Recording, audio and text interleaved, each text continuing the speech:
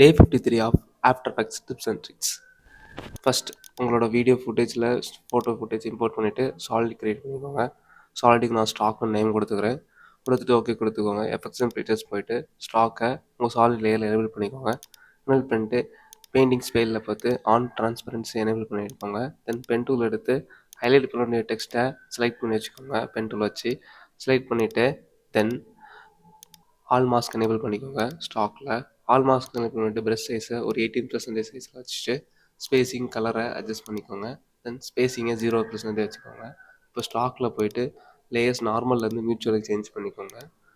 Change பண்ணிவிட்டு என் frequency 0 வச்சு key frame set பண்ணிவிட்டு ஃபியூ ஃப்ரேம்ஸ் போயிட்டு கீ ஃப்ரேம் 100 வச்சிங்கன்னா உங்களுக்கு அந்த ஹைலைட்டட் டெக்ஸ்ட் அனிமேஷன் எனேபிள் ஆகிடும்.